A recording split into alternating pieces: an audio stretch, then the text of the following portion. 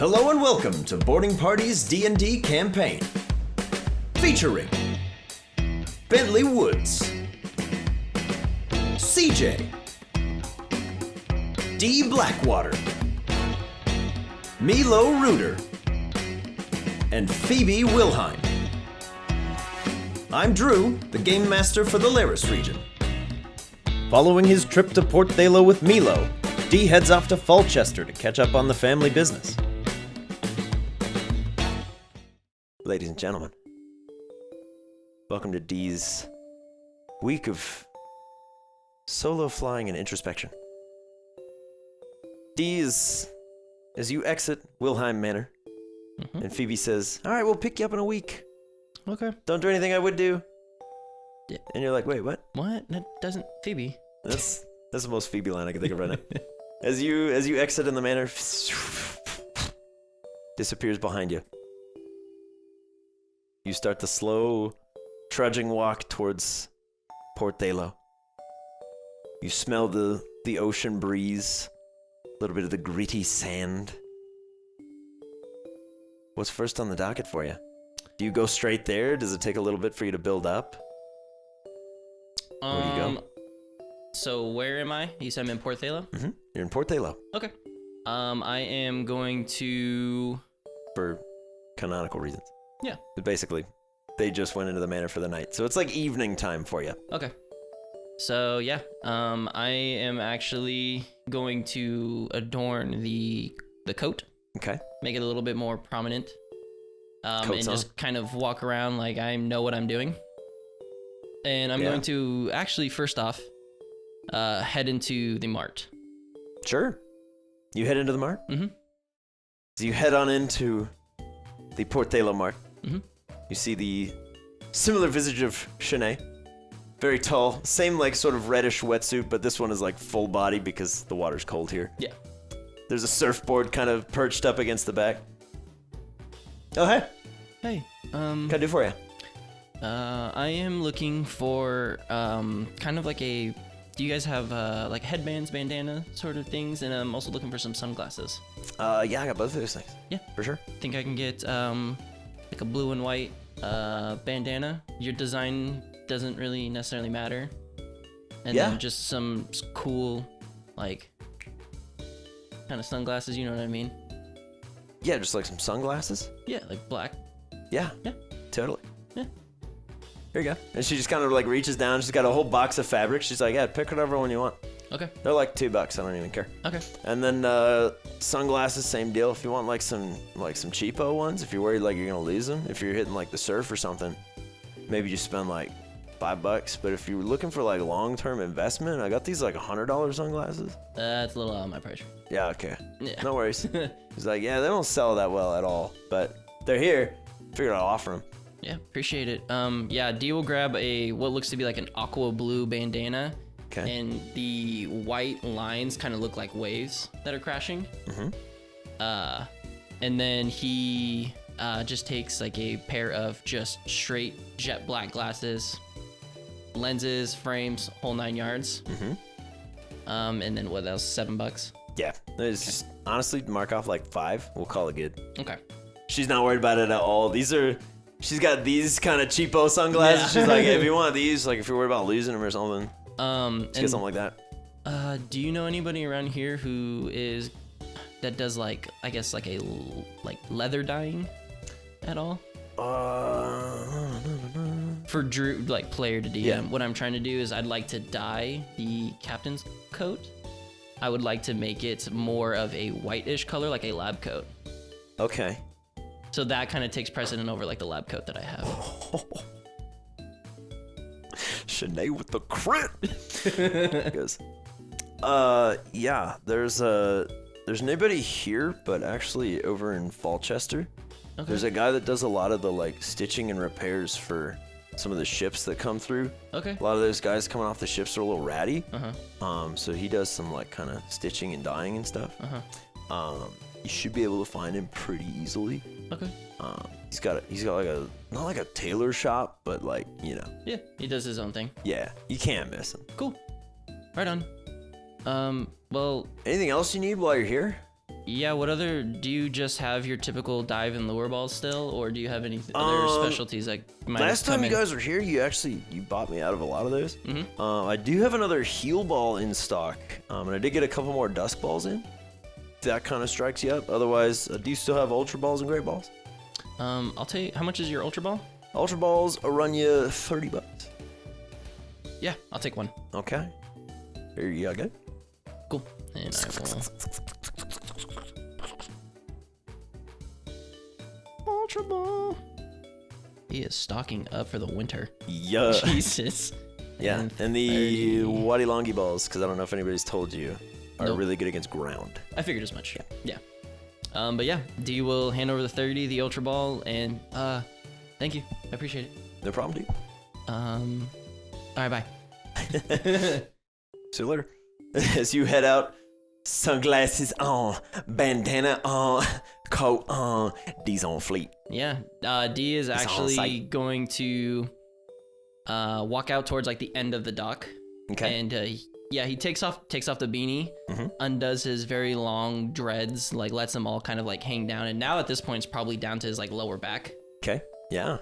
And he looks at his beanie, and he tosses it into the water. And he calls now the ginormous mute out. Yeah. And need your help with somebody. I need you to take my dreads. I need you to cut them to about here. And you're like, I'm like, oh, okay. Yeah, and I'll take it, and I'll take the hair tie, and I'll tie him on the end, kind of like into like a bundle, and I'll toss him like on top of the beanie that's floating into the water. Time to start over. One last time.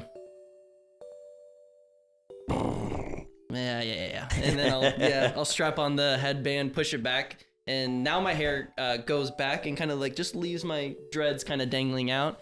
All Sunglasses on, but D leaves them on the lower bridge of his nose. Yeah. And then like a cool kid. He'll chew on a little bit of lavender and he go, all right, dude, let's go. He's like trying to hit you with the claws. He's like, you don't have to do. I get what you mean, buddy. You're huge. Yeah. Off we go. He'll carry you off. Mm-hmm. You headed right on over? Yep. All right. There is still a privateer dinghy hanging steady. Yeah, I will. I'm gonna hop off of mute. Okay. I'm gonna walk over to him, code out, and just kind of flare it a little bit. Trying to put on more of a presentation than what he's used to, but with mute at his back. Okay. Yeah. As you approach the dinghy, it is currently being sort of watched over by two individuals. Mm-hmm. One is a sort of youngish man with like very short brown hair that's been like kind of shaved down on the sides. He's got a bit of that like crew cut style going. He's a bit on the bigger side in terms of like muscle, but he's short. He's a little bit squat. He's probably like 5'8". So you probably overshadow him a little bit, especially in your boots. You're like, hey, saw, dude. Yeah, almost 6 foot, I'd say, yeah. And you see a young woman, probably about the same age as him.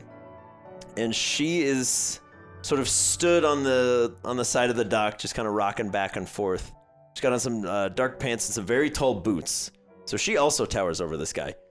And she has a similar coat to you, but it's been cropped. And she's kind of like ripped off the right-hand sleeve, and you can just see all manner of tattoos down the side.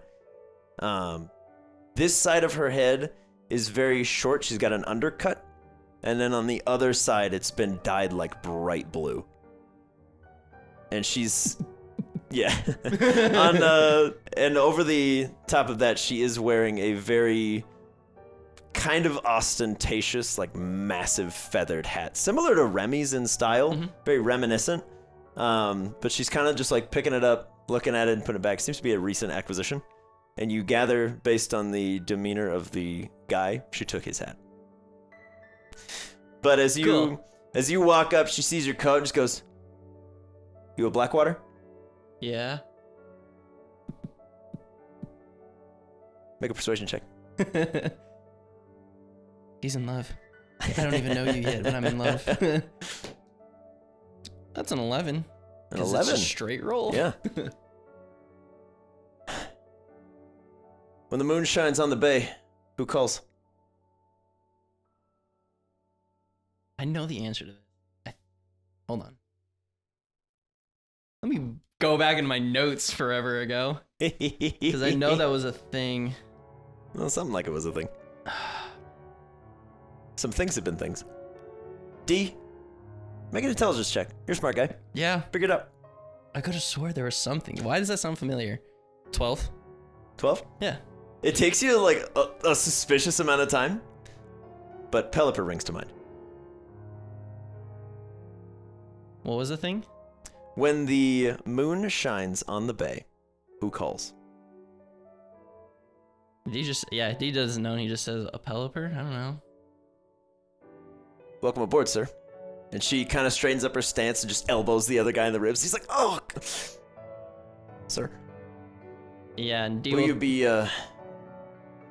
you be boarding the prince today? I will. Excellent. We'll set off whenever you're ready. Yeah, D will tap his ball and he'll bring Doubloon out to prop up onto his shoulder. And then he gets into the dinghy. The dingy. Okay. Mute attempts to get in, but it's probably way too Yeah, heavy. he starts to step and he goes. And I'm like, sorry, buddy. Okay. The young lady will motion for the gentleman to stay. Mm-hmm. She goes, you stay here, stand guard. I don't care what you do. Just don't go far. And throws the hat back at him, and he's like, it's a smart hat. She goes, yeah, whatever, shut up. I'm Lucy. D. You get the big hand clasp. Yeah, kind of. She like, D's unaware yeah, of it. grabs you and just pulls you into the dinghy. Yeah. All right, we set off. Do you get seasick? No. Good. And just kind of like sets you off. And you can see still moored a little ways off, even at this distance, a very out of place, ancient looking galleon. Mm-hmm. And even from here on deck, you still see a massive Blastoise just slowly trudging back and forth with one cannon that's kind of like blackened and burned, and the other one is still just like nice and pristine. As you make your way over and approach, you see standing on the deck, hearing the dinghy approach, the very tall, imposing figure of your father, who gives a very quizzical look, not recognizing you, because you've completely changed everything, but sees the coat, kicks a ladder down off the side of the boat for you. As Lucy throws a rope up top, the Blastoise, just without even looking, hooks it over his arm and motions over, and the Barbarical, you hear the sound of like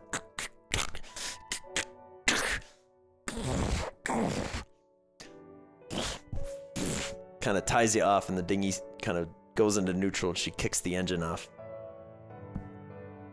After you, kid. Thanks, pretty. Lucy. It's just coming up. She gives you a weird look, but is like, whatever. Like, you're like 5. Doesn't matter. I'm 16. Okay. How much older, or how old is she, would you say? She's probably early 20s. Early 20s? Yeah, D still is like, marry me, please.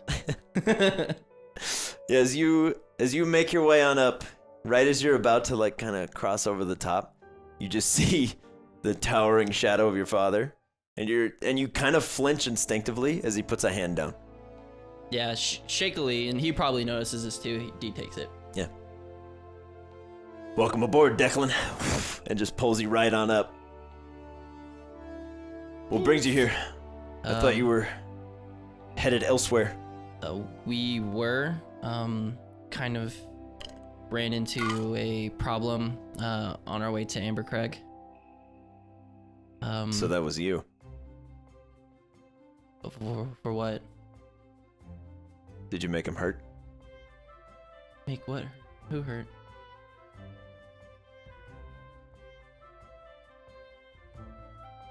He just It's says, a safe space. You can speak openly. Arlecchino Freight is under new management, as are we. Yeah, he's like, we ripped literally his soul from his body, if that makes you feel any better.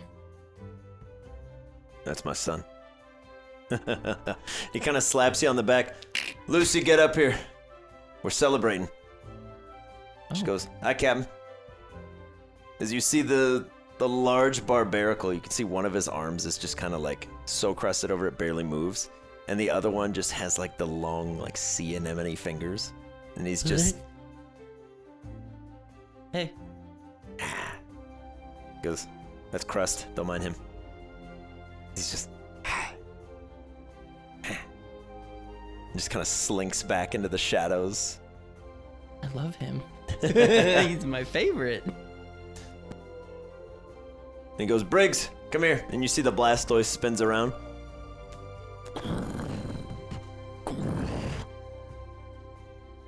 No one in or out. And just heads back towards the middle mast of the ship and just stands guard. Just looks back and forth over and over again. As Lucy climbs up, you can see kind of hitched to the side of her belt is just this like this very small like hip flask. Mm-hmm. So you drink? Does he drink? Yeah, it's fine. He takes just a sip. Yeah, it's strong whiskey, reminiscent of what you had last time you were here. Yeah, Devin loves it. D's like, It's an quiet taste. Yeah, I love whiskey, but D you is gotta acquire 16. it. Yeah. As you enter into the cabin with your father and Lucy, he sits you down, grabs 3 glasses and another large bottle of this whiskey. Perfect. And he goes, how do you like the taste? So good. Give me a deception check. I'm not even trying to be deceptive, but it just comes out like that. 5.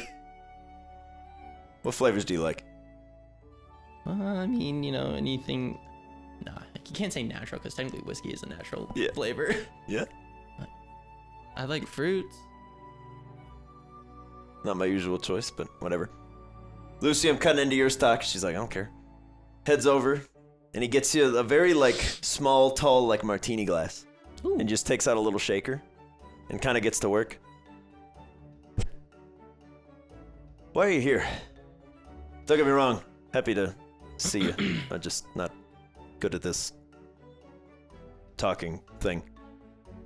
Me neither.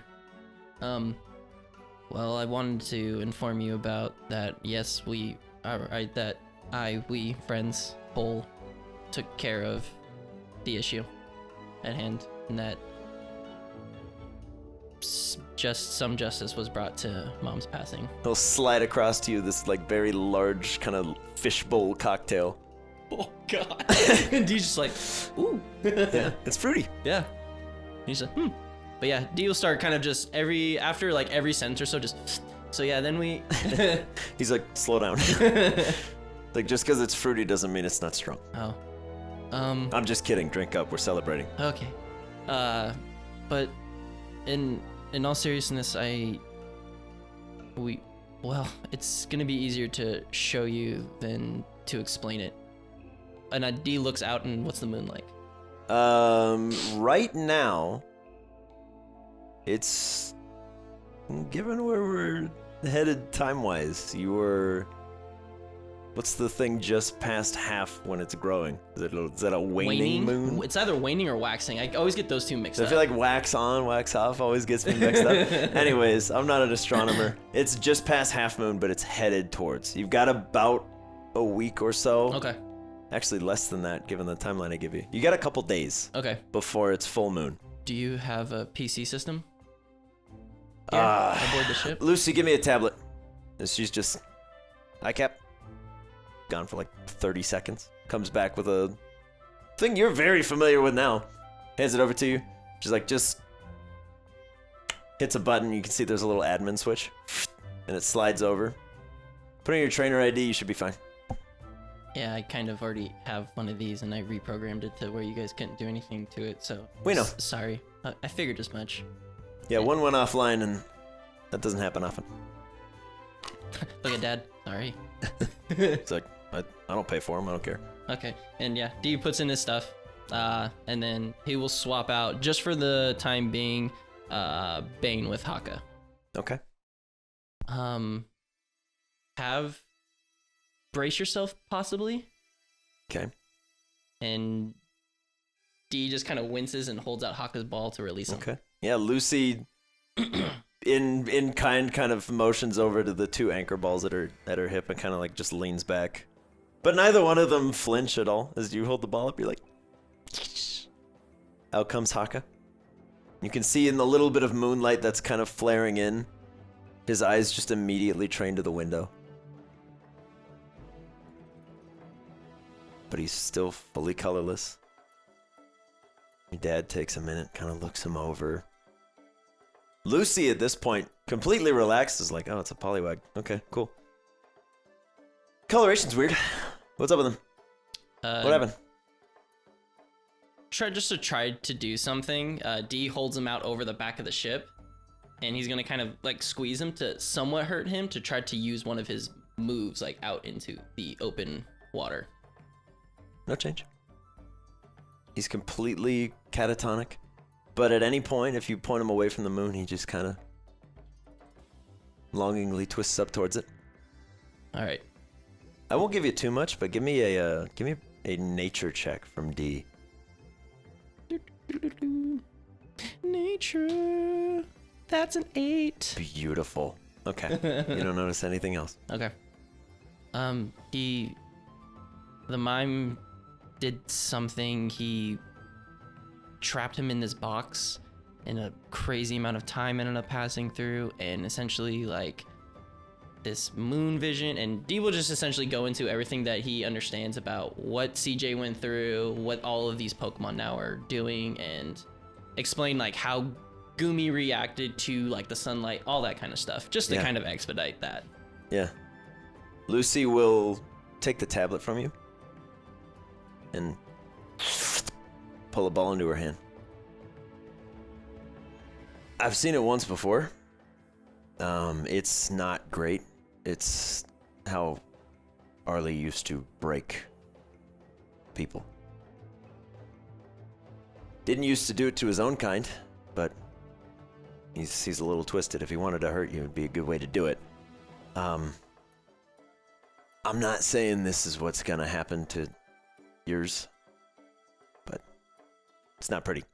She'll tap the side of the ball as, spilling out into the room, you see this very odd-looking, almost like rock-like creature.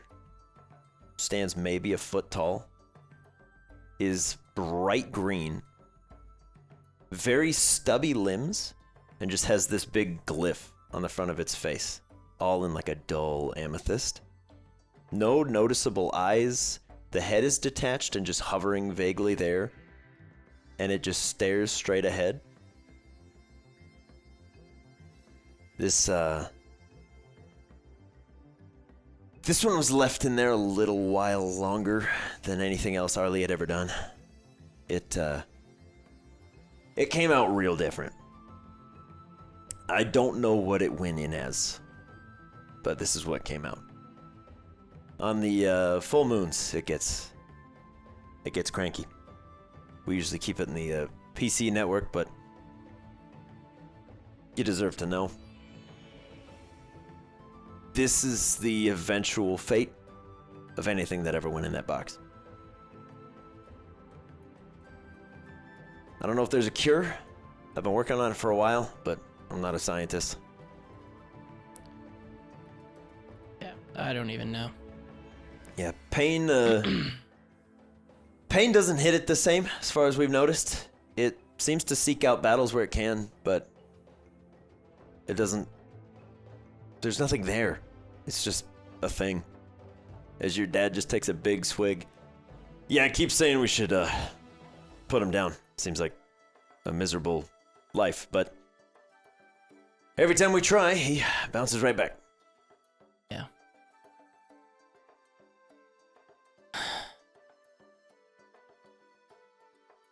I don't even know, but I just wanted to bring it to your attention. You guys apparently know something about it, but yeah. Nothing good ever came out of that box. Ever. You say your friend was in there? Is that something you would have said? That CJ? Mm-hmm. Yeah. But keep an eye on him. We have to do that without the box, so. That's fair.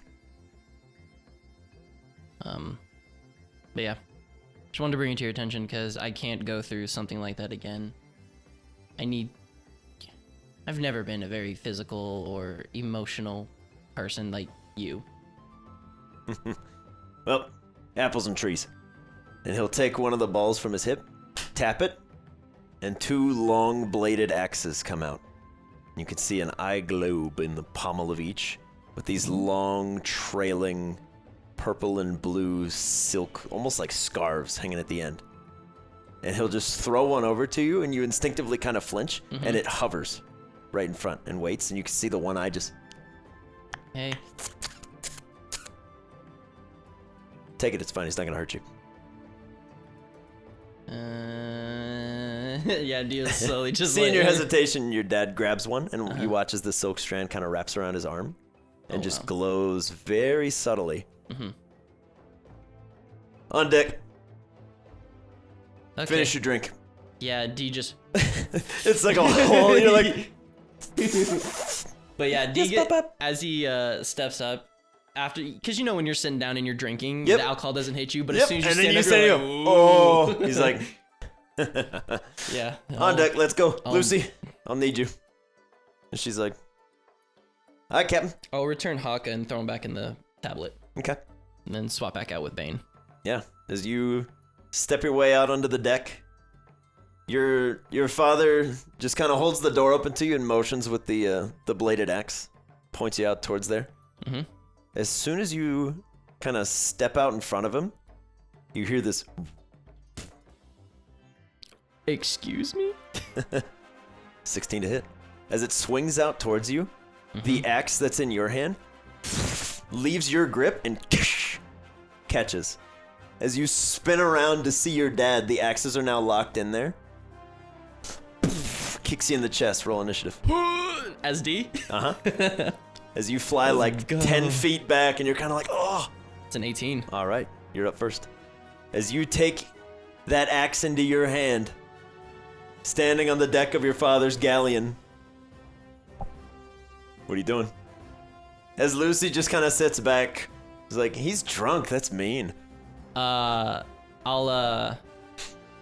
kind of like rustle and kind of like try to get in this feeling that D's not used to, and then he looks over at Doubloon and looks at my dad, and he'll just go and just whistle, and Doubloon just takes off, and he just goes and creates a stream. So like D's hair and coat are like frilling, and then D just runs in. All right, give me an attack roll. What am I doing? Yeah, just throw it. Just throw it, we'll see. It's a 10 on the die. That'll do. We're doing basically death saves.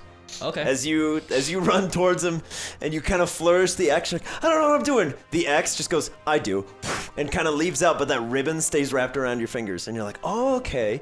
And you kind of swing it out at like an almost 10-foot range, and it carves towards your dad, and it would catch him in the chest, but you watch as it just goes, king, and bounces off his pec, and you're like, what? As it kind of flings back, but it's still caught out there, your dad just catches as the axe is flying back to you, and pulls in towards you, fist out. Oh, Jesus. But as soon as he's about to hit you, he just, gotcha. And then kind of shoves you back away and unlocks the axes from you. Your turn. Yeah, D is gonna be like, all right, I'm getting the hang of this, and he'll kind of like fake like he's gonna throw it, like underhand, and then just whoosh, and then just as like axe throw. Yeah. Get it, buddy. That's 6. 6. All right, as you fling the axe out towards him, it kind of stops just shy, and you see the pommel eye just go a wink at the other one, and then fly back towards you. And it coalesces around you again. And it's this very... Give me a history check with advantage. That's really good. Even better. 23. 23. The fabric that is wrapped around your arm is dyed, but unmistakable in scent, texture, and a flood of memories come back to you. It's from your mother's lab coat. And as it coalesces, you feel this like very soft and subtle warmth, and there's a look of recognition in the eye as it winks towards you, and it flies back, and you have this recollection. Your mom didn't have a lot of Pokemon. She had a Honedge back in the day. Mm-hmm. And it looks at you and it's like, hey boo. As you kind of pull back, you're like, what the heck? And as you're having this flood of memories, I'm like, what? Your dad goes, never drop your guard. Throws the axe towards you and you kind of sidestep, dodge. Another swift kick to your chest as you're like, oh! As you go tumbling back onto the side of the deck, he offers a handout to help you up. Yeah, and as he does that, before D switches it to his left hand and grabs my dad's arm, pulls himself up, and goes for like a give me a tag. bump right on the side of the head. Yeah. 9? Oh, all right. As you go for it, as soon as it's about to hit, your dad just goes and throws you over his shoulder. So you go flying to the far side. Lucy's just watching the whole time, just laughing. Oh, but as he throws you over the top, he goes to like smack you in the back, but he throws you way harder than he intends, and you kind of just go tumbling onto the deck. You're like, I just look over at what the Blastoise Briggs. I'm just like, oh. So he goes, and I just get up and I'm like, oh. Even your dad's kind of like, sorry. And then I'll kind of wrap the scarf and kind of twirl around my head and kind of do like the Scottish with like the chain and the ball. Yeah. And wing it at him. Okay. Come on, buddy. 8. Dude. 8. As you kind of fling it out again, you're still out of breath. You're like, what's happening? What's going on? I didn't even tell you. As you fling it out, your dad just reaches out and catches the blade, and you can see a little bit of blood just kind of shoots off the side and just kind of sends the blade back towards you. As you catch it, you're like, that's scary. Just runs towards you. My little childhood nightmare is running at me. Comes in for a full-on shoulder check, and then just kind of pops you. But doesn't push you at all. Just kind of stops short. Back to you.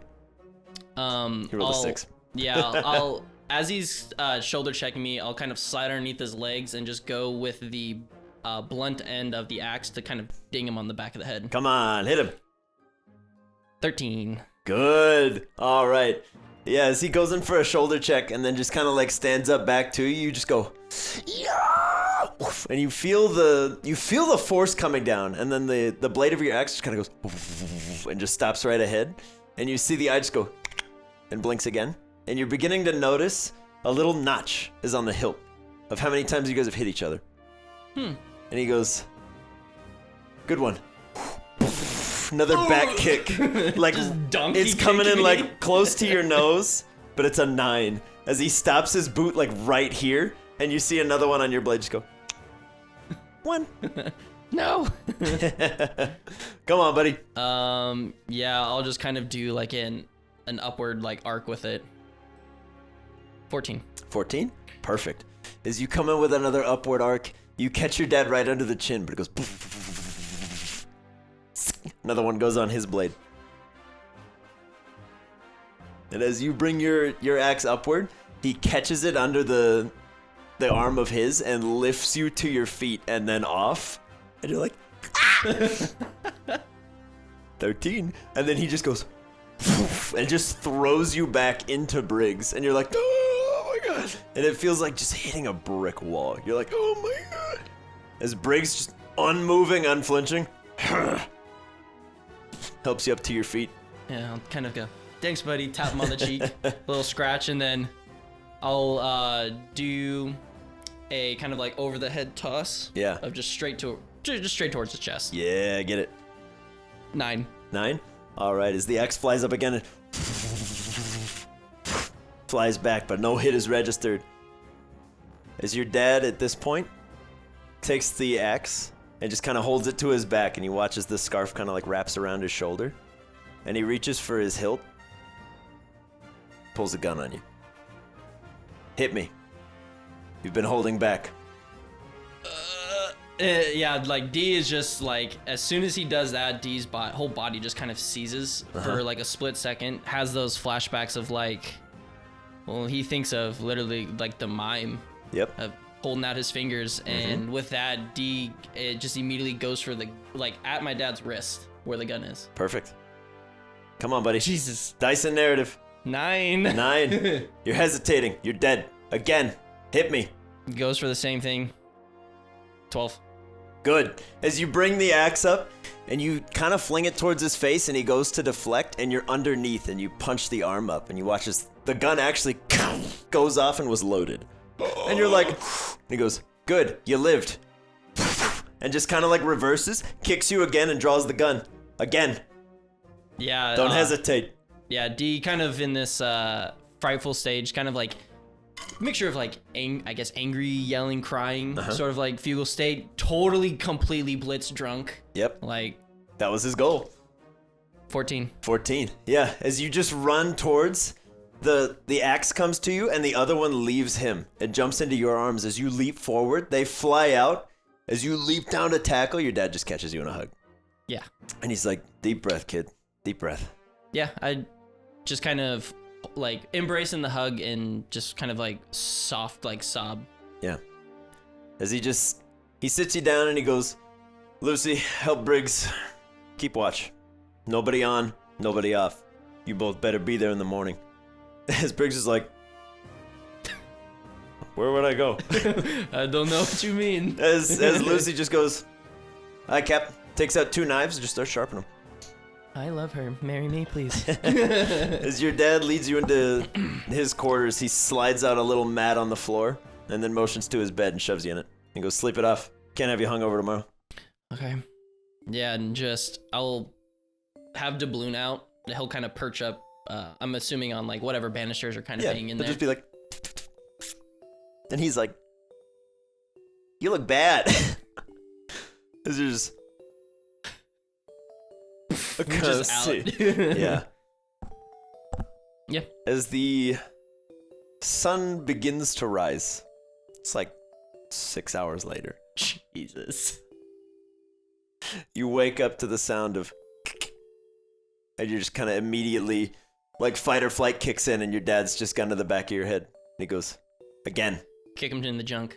All right. Give me an attack roll. I'll say this one's at disadvantage because he's got you by surprise. Yeah. But come on. It'd be so good if you get it. 19. Come on. Come on. 19. Oh! All right. As you're doing that, you just back kick him, and he just goes, low blow. Low blow. As he puts the gun down, he goes, come on, breakfast. Okay. You look terrible. I feel terrible. And as you're walking over, you're kind of like stumbling over to the table. You can see a big plate of no, he would remember. It's a big veggie platter that he somehow threw together for you. Mm-hmm. You can tell he's like never made it. It's just like a half of a cabbage and then like some carrots. And then he just trips you straight into a bucket of ice water, like face first. As you're like, oh, and he's like, never let your guard down. I get it. Ever. Okay. And yeah, kind of begin to wipe up, and then D, now knowing that, he takes like his plate of food and just kind of pushes his back up against the wall and kind of just sits there and just begins to eat. Kind of getting the gist of everything that's happening. Perfect. Yeah. Your dad just sits right across from you, doesn't break eye contact, and just tears into a steak. As you're like, oh my God. Yeah. Just. And you're like, yes, sir. Yeah. Understood. Yeah. Yes. I'll send out Mute, Fang, Doubloon's been out, and Bang. Mm-hmm. Bane, not Bang. Yeah. Bang. Bane. Bang. And I'll let Mute kind of mosey about the ship, and I'll be like, don't hit anything. Be on your best behavior. I'm pretty sure that Blastoise and that Barbaracle will rip you in half. You're huge, but he has a large cannon. He's like, yeah, whatever. And he goes to walk to the door and just, oh. Dude, you're like 7 feet taller now. Oh, and you can see this just like big welt forming on his forehead. He's like, oh, dude. Kind of like squishes out the door. You just hear him walking around. Yeah. Fang, dude, I have way too many similar names. Fang will take on the water adaptation being out at sea. Mm-hmm. And then Bane's just like, I have no idea what's going on here. Bane's like, what are we doing, guys? What's going on? We doing stuff? Yeah, he's just kind of like, hey, he'll be the one that's kind of like, hey, and kind of like mess with like the Barbaracle. Yeah. And he'll kind of jump up onto the Blastoise. Yeah, the Barbaracle right now just seems fully inert. He's just like, as Bane's like, saw, dude, you trying to fight? You finna do stuff? As Bane, while you're kind of like jumping around messing with him, you just feel this like long tendril around your leg. You're like, what? And you just get pulled into the dark. And you're like, oh my god, what's going on? And you just feel seaweed just like covered all over. You're like, oh my god, oh my god. And the Barbaracle just goes.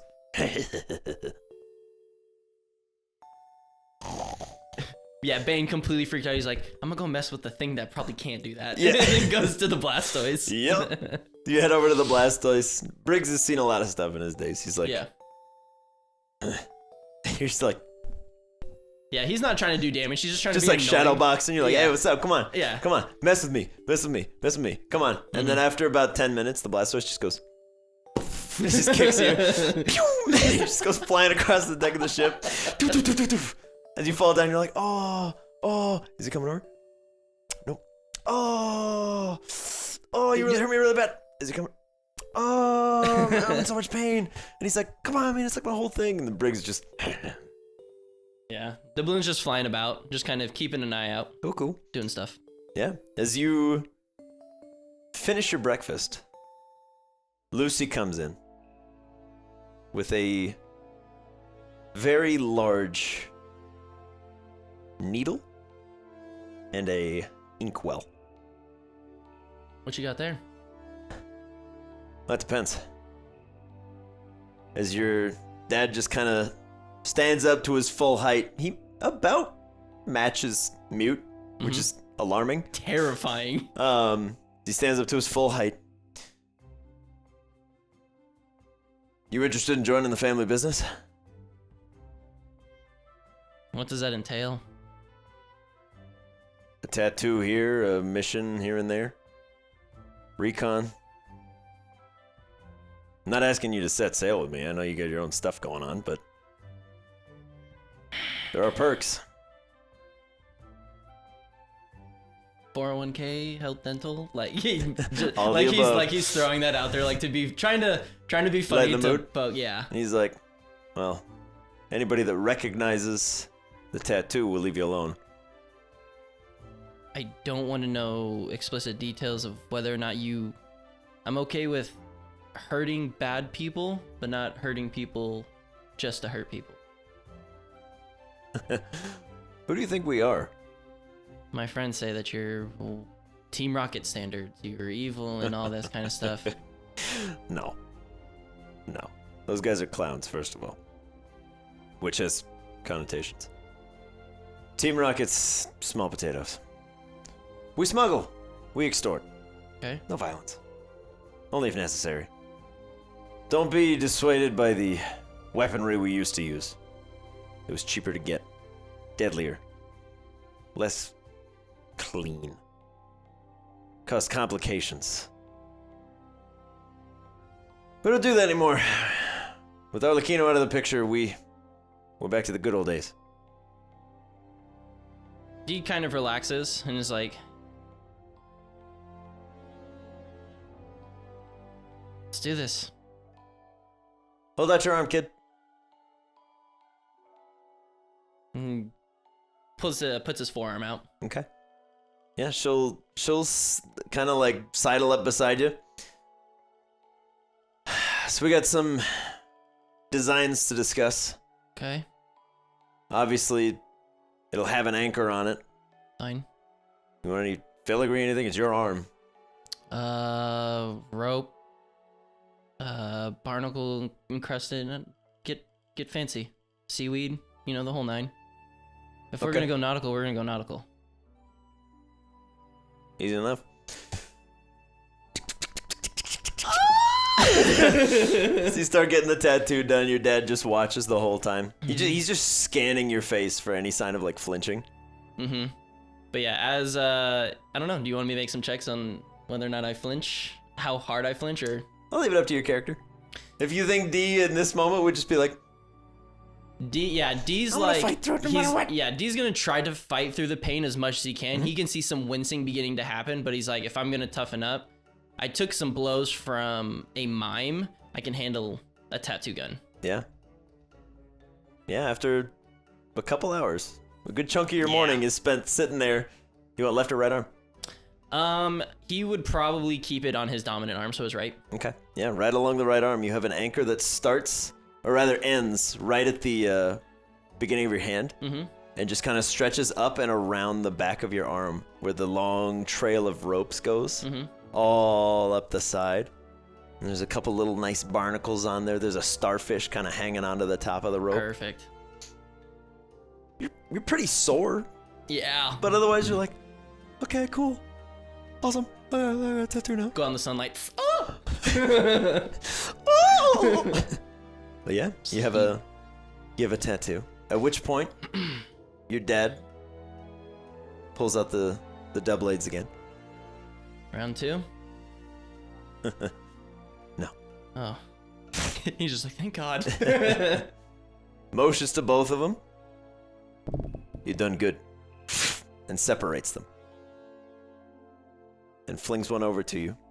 As it lands in your hand.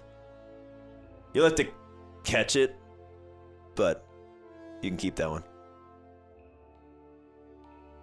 And kind of just like twirl it back and forth. Something I've been working on. Something that apparently you say that we have this legacy. So I'm told. Well, it's time to reinvent the wheel. And D lays out his Blackwater ball prints. And he goes, time to put hopefully these babies out on the market. And he shows, and it shows a similar anchor symbol. Yeah. With like the whole rope structure. The top of the ball is that aqua blue, but it kind of gives like the top portion of it like that light blue as if sun's hitting it, but as it kind of slowly travels down and gets into that darker deep water, you can see seaweed that sort of moves, and every now and then a bubble kind of moves through it. It's like a moving one. Yeah. And on the very bottom, it's like dark, like Vanta black, to where like the light from the ocean floor is completely kind of like absorbed. Yeah. And the button is this, I want to say like a black and gold with like a gold trim around it. He's keen. And he goes, I mean, it's better than those ugly things. He points to the anchor ball. Yeah. He goes, you always did have your mother's taste for the finer design aesthetics. And he kind of slouches a little bit, takes another big swig of whiskey. Well, when I get this done, hopefully in a week or two, might send you a couple. As he finishes his drink, he slams the glass down and shatters it, causing a little bit of blood to pour down his hand. And he holds it out and he goes, you'll finish it today. Yeah. Just instinctively, D's just gonna bat his hand and go for like a jab to his sternum. Good. Yes, you're learning. 13. As your fist connects to the sternum, you're afraid your hand's gonna break. You're kind of like, oh. Your dad just goes, good. Cruelty has purpose. It's never. Don't overdo it. Okay. Arlie was a piece of garbage and deserved nothing less than what he got. But the world is a cruel place. You've seen that now. Yeah. So have I. That mark on your arm should mean that your words carry weight Anybody that knows that symbol, they're gonna have a reaction. It's gonna be good, it's gonna be bad. Use that sword of yours. Not sword. Use that axe. You get that shield and that coat still? He kind of just flares it. And was more than I was expecting. Good. Now, outside. Yeah, now D kind of is just like, okay, he rolls up his plans, puts him away, and he tries to muster up and kind of slams his fist on the table and gets up. He opens the door and offers for you to head out first. After you. I'll give you a free one. And I'll take the Takes it axe back, and I'll just trip him with the axe. Perfect. Give me a shot. Come on. 9. 5. Oh! I made it contested. As you hook his leg, he kind of like starts to fall, turns it into a tumble, and turns around and spins his part of the axe out towards you. Initiative one more time. All right. You're up first. He doesn't have a dex mod anymore. He's beef. He's beefcake. All right. Yeah, we're kind of out on the center deck. D's gonna kind of look around, and he sees Bane laying on the floor. Yeah. He's going to try to maneuver his dad, and kind of like begin to kind of like do like a circle. And D's going to begin to run up, and just go Bane, and Bane's gonna roll and kind of do like the child like. He's got a footstool? Yeah, he's gonna footstool him. Oh, get footstool. As D puts his foot out and shoves it into his dad's chest. Beautiful. Give me a hit. 15.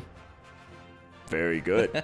Yeah, as you finally return the foot to the chest, your dad just kind of staggers back and Bane goes, suck it. He falls hard and kind of dents the deck. You're beginning to notice your dad is like literally Iron Man. Yeah. He's whatever An they did absolute to this unit. man, he's huge and he is dense. Yeah. As he goes, kicks out towards Bane, who just instinctively goes, and rolls out of the way and kind of jumps up and frog hops onto one of the walls nearby. As he then just kind of stands to his feet. Everything's fair, right? As long as you win. As you hear this, as Briggs kind of angles down. Shit. Oh yeah, right in the back of your head, just this huge blast of like cannon water just knocks you just face first into the deck and just kind of sprays you closer to your dad as you're like, oh, and goes, never fight fair. You fight fair, you end up dead. Mute seeing that, he's gonna begin to run towards D, as in like a defensive thing. But then as he gets close to D, he shimmers back. He's gonna Misty Step and just crack this Blastoise. Yeah! In the gullet. All right, give me an attack roll. Yeah, we'll just do the throat chop because he's just gonna go for the one hit. 16. 16. Misses. Oh, this thing is massive then. Blastoise is a wall. Yeah. As you go, the Blastoise just doesn't even move his cheek. There's just an indent, and he just goes,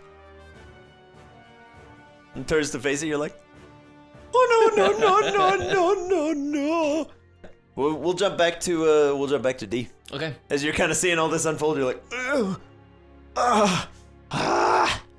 D wants to play the fact of like that he got hit so hard. He's like, and like acting like he's struggling to get up, and then just uppercut to his dad's chin. Yeah, sucker punch. Yeah. Suck it to him. Come on, buddy. That's a 7. 7. Yeah. All right, as you go for the kind of sucker punch, you're like, as you're going to punch up, you just feel your dad's boot on your back, just like holding you there. Oh yeah, he just kicks you right back down to the deck, and you're like, you kind of slam your chin, you bite your tongue. A little bit of blood starts to pool out, and you're like, Mute, you doing anything again? Nah, Mute's like, we really don't need to do this, and he kind of like slowly starts to back up just to see if Briggs is going to put up to do anything to him, and then he's gonna essentially hold an action.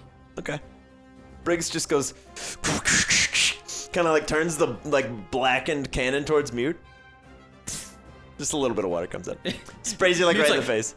Jesus. Enough to be a nuisance. Yeah. Yeah. But yeah, As he's like, we really don't have to do this if you don't want to.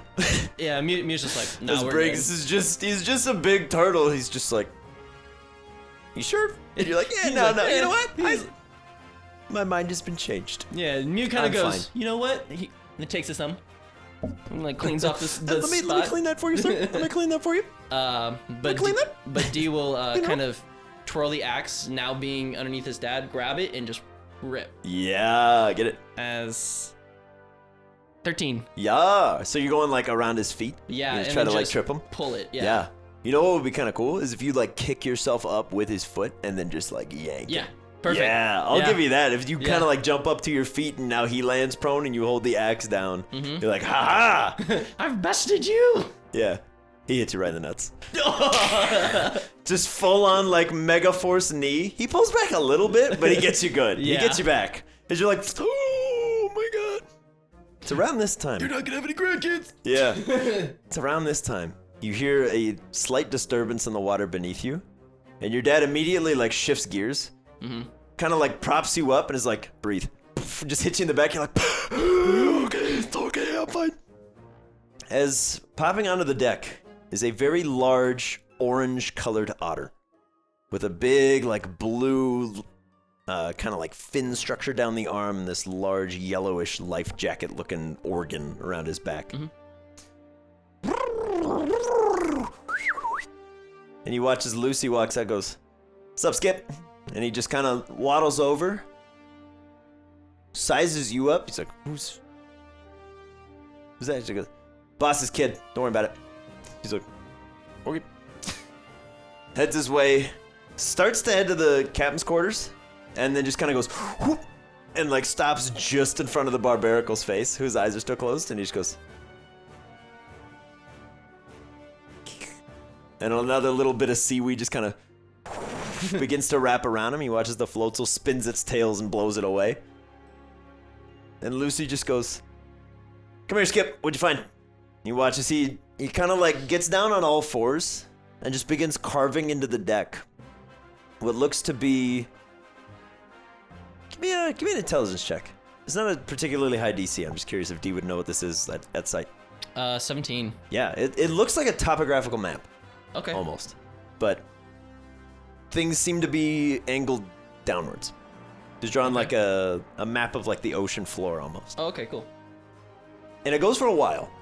And then at the end he kind of does like for like scale and he just writes a 50. But it's a couple feet across as he's kind of like moving across the deck. And he draws a 3-pronged X. And he points. And Lucy kind of nudges your dad. What do you think? I think somebody has some sailing to do. Go, take Briggs with you. As Briggs is like, "I don't fit in the dinghy." Don't fit in the dinghy. As Lucy taps the other ball at her side and Briggs goes to her. Oh, that's hers? As she calls back Briggs and Skipper, the floatzel, to her, she goes, "Nice meeting you, D. See you someday," and just steps off the side of the boat, and you're like, "Oh my god, she's gonna drown," and you don't ever hear a splash. You just hear as another little lifeboat dinghy heads off the side. I love her. Is there anything in particular that you want to do or discuss with your dad over the next few days? Otherwise, he's just gonna drill into you that cruelty has purpose, intimidation is your best weapon. Seeing as how my dad is clearly like the head honcho of like the seas, is how D kind of perceives everything. Yeah. He wants to learn as much as he can of like learning about water types. Like the Portelo gym showed what power can do, but also what elegance. Now he wants to see what like a storm of the sea can do. Like he sees that his dad is this like force of nature. He wants to see if he can bring out that within his Pokemon. So Beautiful. 3 days go by. And It's approaching the full moon. If it's not today, it'll be tomorrow. Yeah. But you hear the of a dinghy pulling up alongside the ship. As you and your dad are in probably like your 30th or 40th bout of you just getting kicked in the chest and getting a couple hits in here and there. Mm-hmm. But like he just keeps coming. Mm-hmm. And he never seems to be like out of breath or anything. And you're starting to catch up. Yeah. But you're like, dude, how? And he's like, never let your guard down. And you're like, oh God, I'm not trying to. As Lucy climbs over the side of the ship, she looks exhausted and banged up. And she's just like, Cap. And just points to the horizon. And there's just this storm cloud. As she motions over the side of the ship, and you see a banged up skipper holding a large, rusted over green brass trident. Slides it over to your father, who kicks it up to himself, and then looks out at that storm. You want to learn about water types? You want to learn about a storm at sea? Yeah. On your feet. Yeah, and Deep hops up. Everyone out! And you watch as all hands on deck. That Barbarical comes climbing out. He's like, what are we doing? Briggs hits the field.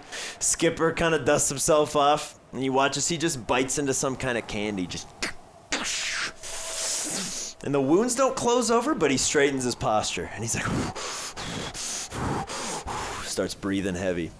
As Lucy kind of rolls over up to her feet. I don't have to tell you, Cap, but this thing's... nothing I've ever seen. You watch as your father just kind of turns the trident in his hands. Question. Yeah. Is this the one that Dee would have saw within the manor? It is similar to one that was described to you. I can't remember if Dee saw it. I know. Oh, Milo. Because I know Milo would have described it to you. Did describe it, yeah. It kind of matches the description if this was like 300 or 400 years older. Okay. But you're kind of like looking at this thing in his hand, and you're like, it's like a banged up, rusty old fork. Like, what the heck? You watch as your father kind of points it out towards the storm, and the entire sea on the way over just calms. But that storm keeps rolling ever closer. Give me a perception check. Jesus. 6. 6? You're a little shaken. Frazzled. Which is fair. But you just see this mass every time lightning crashes. Floating over the sea. And you're like, oh, it's like really far out. We got time. And it is just careening towards you. And you do now see the ocean behind it is just incredibly choppy from the force that this thing is propelling behind itself. Your dad just goes, time to see what this can do. And kind of spins the trident and pulls out his side of the dew blade. And he's like, you ready? I'll do kind of like an axe twirl and kind of get like in a readied stance, and I will tap everybody. I'll tap Mute, Fang, Doubloon, and Bane out of their ball. All right. And kind of have them flanking behind me, and I go, let's do this. Okay. Put them on the map. Oh, Jesus. There we go. Let's do, this'll be Briggs, our Blasty Blastoise. Just tell me where you want them. This is Floatzel. And then, and this will be Barbarical. And for kicks, this will be your dad. He's a big guy. Probably like right there is good. Right here? Yeah. Okay. All right. No Lucy? No Lucy. Lucy looks rough. Okay. Lucy's like, you got this. You got this one, Cam. I'm gonna take 5. But you do, I will say, you do see her headed over, grabbing a similar case of the candies that the Floatzel just took a bite of. What do these candies look like? They look to D. Actually, probably closer to to Devon. They just look like a cough drop almost. Okay. But they're like a hard circular candy that you're like, that's gotta be like a jawbreaker or something. But they just crack down on them, and you just watch the Floatzel. Nothing healed, but he looks ready to go. And he's like, I'm ready. I got this. I'm good. And he's kind of moving around, hyping himself up a little bit. Kind of like an adrenaline rush, kind of like that's literally basically crack. Yeah, pretty much. Interesting. Let's get this going. As flying in from sea at a rocketing pace is this massive blue winged fish-like creature. Are they fins? Are they wings? It's hard to say. But it has these two long bifurcated tail fins that are flowing behind it, helping it steer. You can see this large kind of like orca-like structure to the front of its face. And this big red line covering around the front of its mouth. Oh no! Oh no! No! We'll go ahead and kick that one on. And then, not to scale or anything, but because it's cool, we're going to use the dragon for this. Just go ahead and put that about where the castle is. It's still a long ways out, but it's approaching quickly. As it comes flying on in. Oh, Jesus Christ. Let's roll some initiative, shall we? All right, everybody? Then, yeah. Okay. D, you're up first. Feeling this hone edge, is there anything that D over the, 4 days now of training with it? What is its capabilities? What can it do? It can fight with you or it can fight for you. Okay. So it is always a Pokemon. Yeah. It is always using the Pokemon attack stat, which if you want to catch it, I'll get you the stats for it. It's yours if you want it. D definitely wants it, but he wants to catch it with the ball that he creates. Okay. So he will have it out without a ball for now. Perfect. And he will just kind of use it as his own. Great. And yeah, you can use it on your turn or its, but not both. Okay. If you attack with it, that's basically its initiative. Correct. Yeah. If you throw it out to fight on its own as a Honage, it fights as a Honage. Yeah. So let's keep it with me for now. Okay. And D's just he is going to hold an action for this thing to get close to huck it and bring the bring the axe back. Take a whack. Yeah. All right. So he's kind of just kind of pumping himself up and is kind of looking for the rest of his team just to kind of get them ready. Yeah. That'll be fine for now. Okay. Fang, you doing anything? He is going to be, of course, fire water because being on the water. Yeah.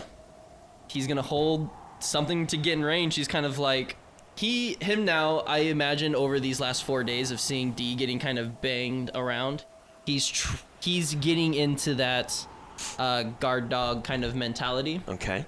He's breaking out of the stage, and he's more so now. He's pacing back and forth in front of D, kind of like growling and kind of doing like the figure 8 around. Perfect. So holding an action. Excellent. Briggs, wasting no time, and to keep things moving smoothly, I'm not going to bother with the changing of the weather effects right now. It is a ridiculous level of rain overhead and all around you.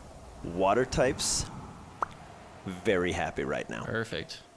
You watch as Briggs drops down to all fours, points both cannons out, and you see that kind of blackened and charred one just... Lightning starts to spark off the side. As the other one just widens the nozzle, launches a hydro pump, and then a lightning ball just infuses into it. Let's go. Oh, Briggs, buddy. And he rolls a 3. As this several 100-foot long beam of just supercharged water fires out, you watch as the lightning just gets carried out of the array and just up into the sky and then strikes down into the sea behind this thing. But you do get a nice backlit view of whatever's coming for you. As we move to your father's turn. He holds onto the trident, thinks about it for a second.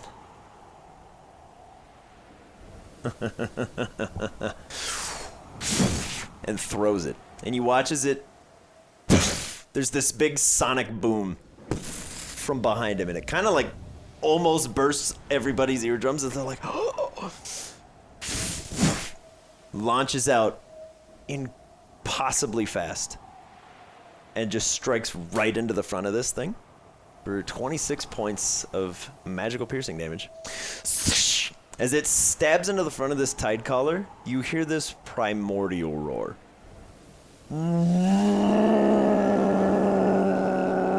As everybody kind of like covers their ears once more, and your dad just and back in his hand. He's like, Yeah, D's just like, amazing. As all that storm triples down over your head. Let me do. You put the damage on him and not the tide Oh, collar. whoops. Yeah, Craig definitely didn't stab himself for 26 damage. I figured as much, but that would have been real bad. I want you to do. I quit. I'm out. I'm hitting escape in Minecraft. Skipper holds his action. Yep. He's like, he's getting ready. He's getting pumped. The adrenaline's starting to hit, and he's like, okay. I'm gonna fight God. I'm ready. Bane. Bane is going to, and he's going to purchase himself and lay down right at the edge of the ship, and just kind of hold his attack for when this thing flies over to jab up at it. Beautiful. So he will be like, I'm assuming the edge of the ship's like right here or something. Yeah, we'll keep it nice and loose. Yeah. So Absolutely. say it's right there, and he's just kind of laying prone, and it's just like listening and waiting for it to come by to. Yeah. You watch as Bane kind of gets low, you hear as crust starts to just form back into the ship, and you see your dad just, no. He's back at it. And just pulls out these long coral sabers. He's like, fine, whatever. Mute. He is going to. His version of rage. He is going to just slam onto the ship. Some of the wood begins to kind of crack and creak, and I go, okay, all right. Yeah, and he just kind of leans over the edge, and he is going to roar back out it. Yeah. And he's going to hold his action for this thing to get here, and he's going to attempt to like grapple this ginormous creature. Doubloon. Time for some sideways rain as he Red Sky and I just to kind of push everything out of there. You watch these holding strong. He's like, a little bit remembering his training. He's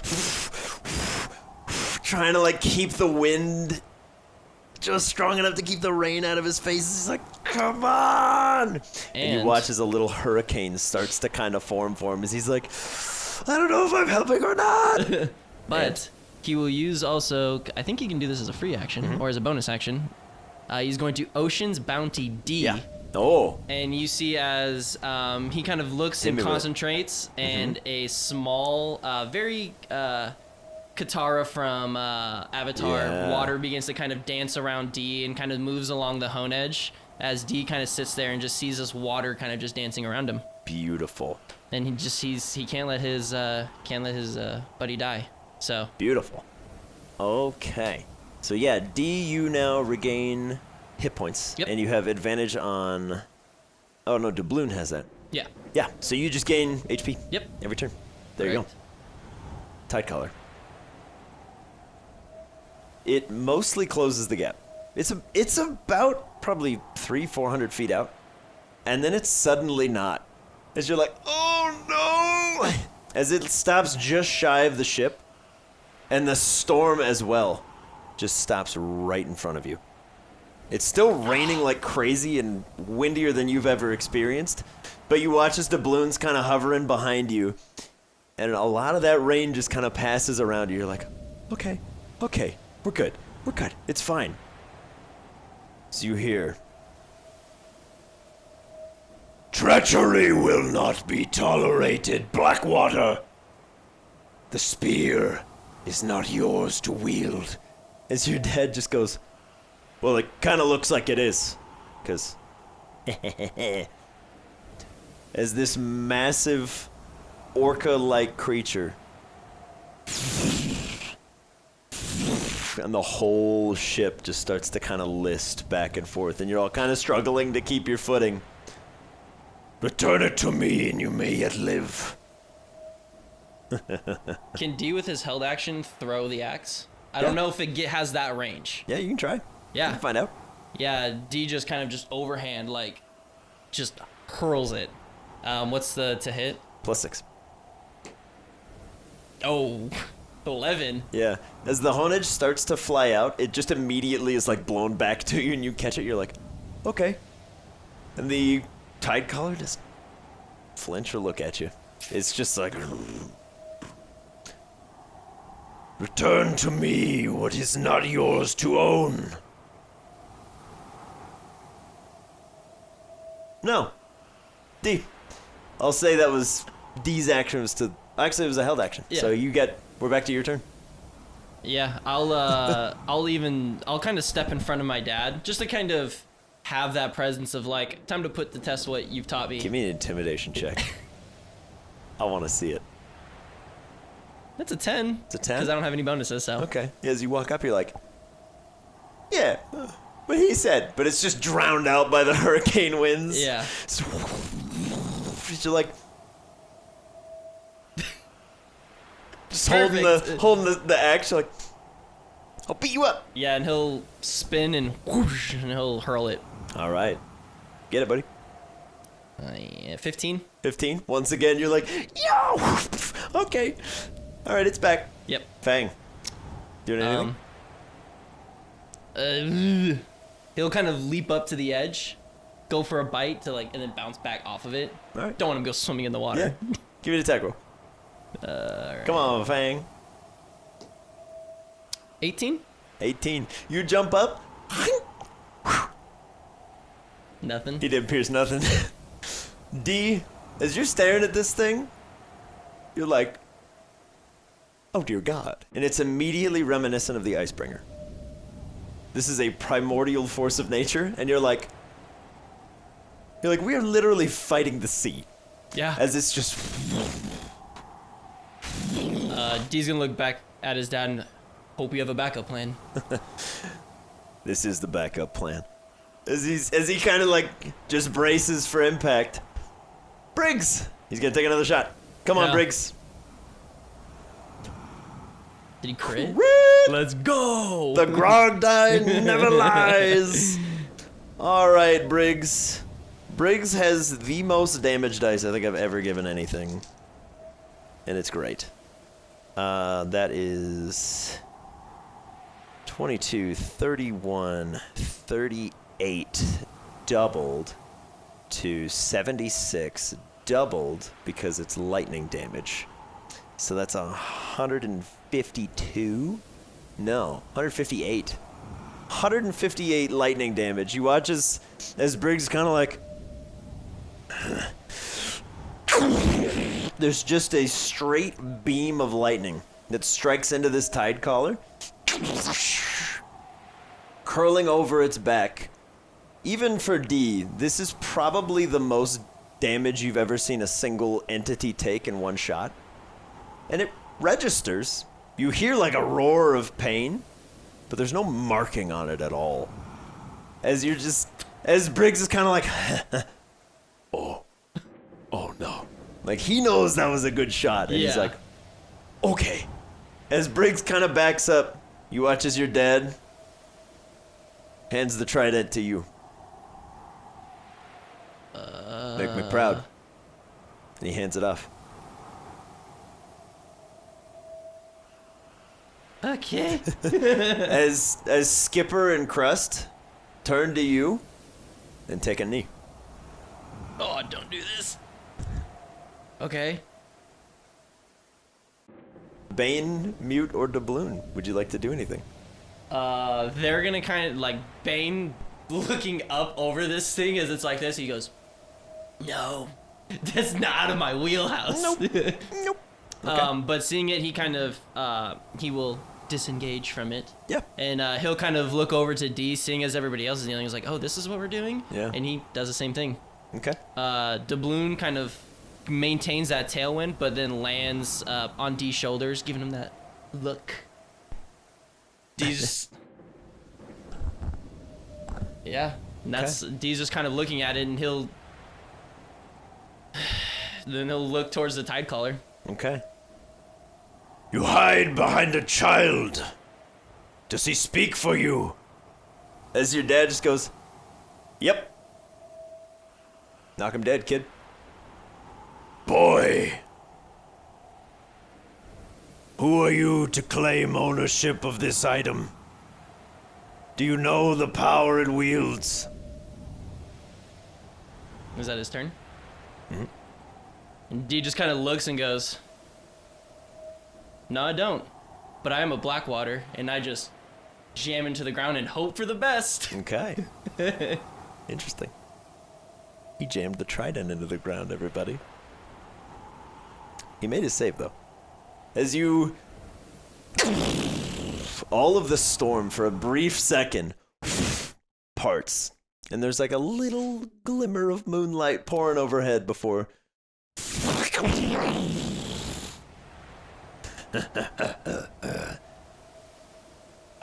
You've got heart, child.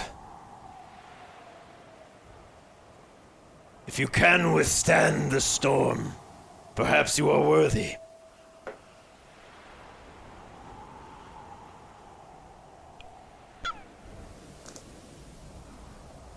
It's not bad. Help! You take 22 points of water damage as the entirety of the sea on the other side just... Wait. I live with 1 HP because of Doubloon's thing. Boom! So the entirety of the ocean on the far side of the ship starts to kind of list you down. The whole ship starts to sink. And Mute just like sticks a honeyed paw in there and puts one on your chest and kind of holds you steady. You watch as your dad, being used to being on a ship, just kind of like leans with it at like an impossible angle. And he's like, this is fine, we're fine. As all of this water just crashes down on top of you and holds you underneath, and you're just kind of seeing water swirling around. You don't even know which way's up anymore, but you grip the trident and just burn it back into the base of the ship, and you watch as that water just falls, and the storm subsides slightly. You are not ready, but you are worthy. We hereby recognize Wave shall answer to the young Blackwater.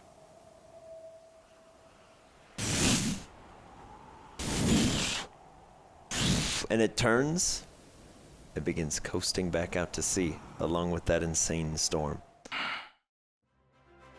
As the ship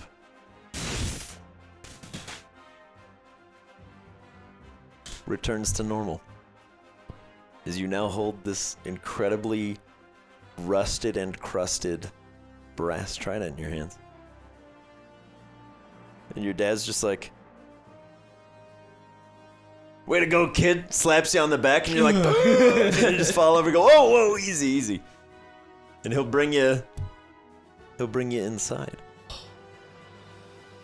As you're holding on to that trident, all the water that's been kind of coursing around you departs your mortal frame, leaving you nice and dry. Ooh. But outside, as you're holding on to it, that storm returns. And it starts to rock the ship once more. As you're kind of sitting inside, you're like, what happened? Well, I got hit with ocean. I got hit with the water. The ocean hit me in the face for a lot. As you're holding on to that trident and the storm continues, your dad just goes, Declan, breathe. Eyes on me. Mm-hmm. Eyes on me. Breathe. Mm-hmm. You have to calm down, okay? Deep breath. And I'll just take one big old kind of swig, or like breath, and just... Give me a charisma check. Oh, good, Steve. Yeah. Yeah. That was no bueno. That was so good, and then it was so bad. It literally sat on a 19 and then went... Nope. Natural 1. Natural 1. As your dad's trying to get your attention, you feel like all of your insides need to be on your outsides as fast as possible. Mm-hmm. Feel violently seasick as you're kind of like rocking back and forth. The whole ship is twisting all around you. All you can hear is just storm and tide. Mm-hmm. And you just drop the trident and go, and just fall back hard onto the deck of the ship. Mm-hmm. And everything kind of goes black. You wake up a couple hours later. And your dad's just like, you in there? Anybody home? Anybody home? And you're kind of like, oh. What? Oh. Hmm? Oh. Thought I lost you there, kid. And I'll just kind of quickly vomit. Yeah. Probably salt water. Yep. Yep. You can see the trident is kind of propped up against the wall far away, and that storm has subsided. It's a perfectly calm, clear day.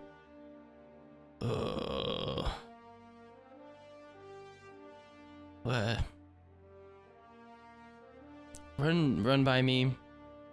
Top to bottom. What happened? We found the trident. Okay. You stood up to the sea. I don't know what that means.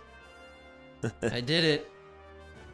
I'm like, still like, what? It means I'm proud of you. But I don't think either one of us is ready for what that thing can do yet. But someday, when you're ready, it's yours. Until then, I'll keep an eye on it here. Yeah. That sounds good. You done good, kid. Thank you. Hey, Mute, get in here. Your friend's awake. As Mute's like... just like Winnie the Pooh, stuck in the door. Just kind of staggers over to you, just falls on top of you on the bed. And he's just like, hey. Hey, buddy. I'm alright. Good. Give me a little tap. Yeah. It's been good to see you, Declan. You too, Dad. Come find me someday. I will. I got stuff to do. I'm sure you do too. I do. Time to put the Blackwater name back on the map. Better than ever. Yeah. Proud of you, son. Thank you. I'll kind of... I know he instilled the never let your guard down, never do this, but for a brief moment, like a split second, D lets his guard down, gives his dad a hug, and then kind of pushes off, being like, yeah, there's no shenanigans in the hug. yeah. He's like, you earned it. Thanks again. Been good to see you. You too. And I'll make my way to the dinghy. Returning everybody back to the ball. D, you gain a permanent +1 to your strength. Ooh, it's at a solid just flat roll now. There you go. A +1 to your strength and a proficiency in intimidation. Oh, actually, no. It's still at a -1, but it's a 9 instead of an 8. Ooh. Yeah. Okay. But you've got a little bit of like muscle definition starting to cut in. Your tattoo is healed over nicely. I don't know how long it actually takes, but I'm gonna say so you don't have to worry about it. Takes about a week. It's healed over nicely. Relatively, I think. And yeah, you have proficiency in intimidation. You have an additional bonus if you do so with the dew blade in your hand. Oh, perfect. But as Lucy boards you onto a dinghy and sails you back towards the shore, you make your way in. I'll also say, for the sake of brevity and because I forgot, you are able to find the fella to I was gonna, dye that coat for you. So just so I can kind of describe how Yeah, it looks. hit him with it. It is going to still be the actual captain's coat. It's gonna have this kind of like dingy, like whitish brown kind of like look to it. But emblazoned or kind of like stitched into where like a name tag would be, it says Twig. Yeah. On the left pec. Yeah, branding. And yeah, he kind of just furls it out, puts it on. Beautiful. But yeah, before he parts ways with Lucy, he kind of like turns and looks to her, He goes, "You're a pretty cool chick." So are you. And she pushes you out of the dinghy. You kind of like land unceremoniously on the dock. You're like, yep, thanks. Thanks. Call me. And she's like, no. And just turns the dinghy back around. And you see that same guy with the big puffed up hat, but he's like got a few days of like stubble growth because he's just been sitting on the dock waiting for them. She's like,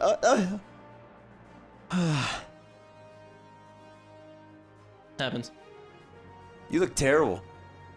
So do you. Slap him on the side of the cheek, and I leave him. Yeah. And I'll say as you make your way back into town, make it away. The manor door reappears for you. Take one deep breath, and I'll twirl the hone edge, and I'll put it in my coat. Okay, and we'll pick that up at the start of the next group session. With some insight into his legacy and a new look to match, Dee sets off to meet his friends back in Ambercrag. If you enjoyed this episode of Boarding Party, please consider leaving a like on the video to show your support. If you'd like to see more of the Tots and stay up to date on the Laris region, why not subscribe to the channel? If you'd like to help us out in other ways, you can follow the links in this video's description box to our Patreon. From there, you can join the discussions in our Discord servers, or check out the post shows still rolling to get a recap of every session with myself and the crew. There are also links if you'd like to check out some Boarding Party merch. Let us know in the comments below what you thought about Dee's training and how things might change for him moving forward. Thank you so much for watching. We'll catch you next Monday when a certain someone feels the call of the wild.